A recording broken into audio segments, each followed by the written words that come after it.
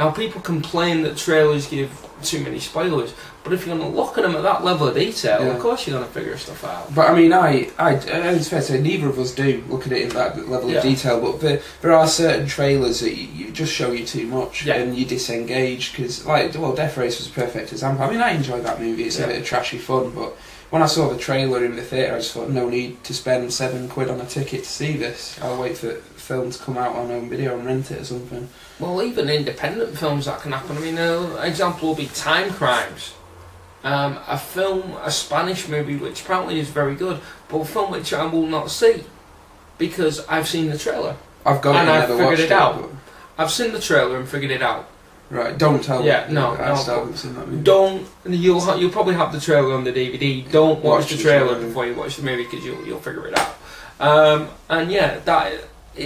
Trailers are, like you said, they're a murky art. They can have good trailers. Like I said, the trailer for Inception is a very clever trailer. Predators is good.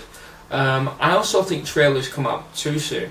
Now, a good example will be, the trailer for, ironically enough, we mentioned J.J. Abrams for Cloverfield. Yeah. The trailer for the new J.J. Abrams film has come out way too soon. Because that's not out until next summer. That's not out until next summer, so I'm looking at a trailer for over a year. This is Super 8 we're talking about. Yeah, Super 8, I couldn't remember its name, thank you. Right, so just anybody who hasn't seen this trailer, just type in Super 8 trailer on YouTube and you'll know what we're talking about. But a year's too soon.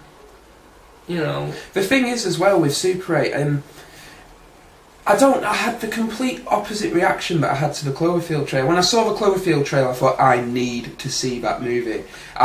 There's nothing going to stop me from seeing that. Super 8 trailer, I watched it and just went, I'm reasonably intrigued. I'll watch it, but J.J. Abrams has pulled this trick on me before, and I know I'm going to get into film and it's going to be an enjoyable blockbuster, whatever, but it didn't engage me like Cloverfield did, because I've been there, Cloverfield was fresh. When Cloverfield trailer came out, you hadn't had that element of mystery for a while. But, to play devil's advocate, is that a sucker punch? Are you expecting another Cloverfield and no one gives you something else?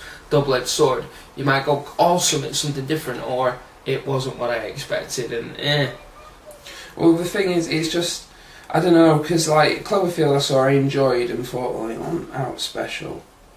And I'm just expecting the same with Super 8. It's and then there's the whole thing, I have to wait a year anyway, so why get excited? Yeah, I mean, that's it. The thing is, as well, because we're into cinema, we read the film magazines, we read the websites. Like I said, I've avoided a lot of stuff for Inception, because I want to go in fairly cold. My wife, Bev, is a huge Predator fan. That's her franchise, and as such, she's not even looking at the trailer. She's avoiding everything. I want to go in cold, and I think there's a certain amount from that. Of course, films are built up for expectation. Every public medium is built up through advertisement. Fucking the circus back in the day was generated by excitement. It's still that classic example of the circus is coming to town. That's just done to the nth degree. Yeah, I agree with that. So I mean, marketing, as far as it's one of them where it's there is a balance between giving it all away on the first date, so to speak, and then just not putting out. Yeah. There is a balance, and when it's met, like I'd say Cloverfield, when the balance is reached, or even Predators to a certain extent, it can work really well, and it'll no doubt do the film justice. Yeah. But should we? Well, I mean, that's it as well. Trailers aren't just selling you the cinematic experience anymore. They're selling you, and I would argue this, the DVD. Now, as an example, I want to take you back to Peter Jackson's Lord of the Rings. Right? Peter Jackson literally said, while these films were going, man, you got to remember the way we experience films is now completely different. Because of two things: home cinema, and the fact that we now have format, be they DVD or Blu-ray, which means you can physically put more on a disc, which means you can make longer movies. Now, Peter Jackson, for example, is making Lord of the Rings, and while he's making theatrical cuts, has literally said, I'm making a longer version.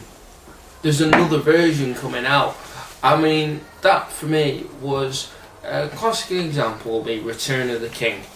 right? Yeah. The extended cut of it, Return of the King, is, I believe it's something, I think it's either 45 or it may even be 50 minutes longer.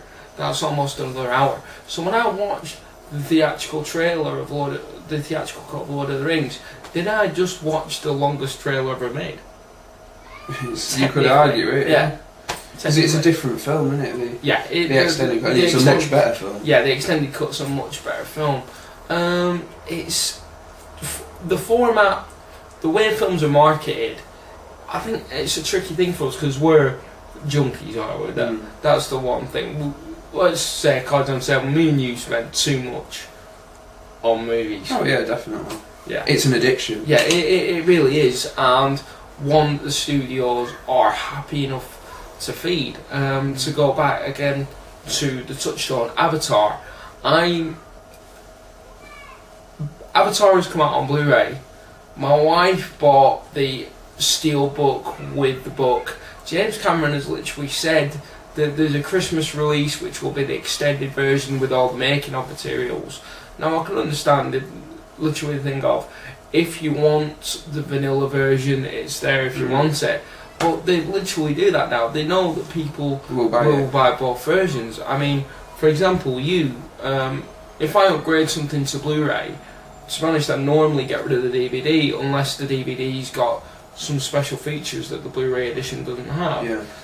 You keep both, and they know that people are going to do that. Yeah. Well, now I've started giving them away just out of space. Yeah. But I physically need space. Anyway, so should we round off marketing then, and move on to the next topic? So how things are sold. Yeah, how things are sold. So marketing. Final thoughts. Again, we're dependent on it. Circus coming to town, but I would say that the studios. I'd say this is one where it's the fans' fault. The studio needs to whet appetite to make money. We get our appetite whetted and complain if it's what we're expecting, and then complain if it's not what we were sold. So the studios can't win on that one. No, but it is quite a fascinating little experiment when they do bring out all these different trailers. Yeah. But anyway, let's get on to how we physically buy movies.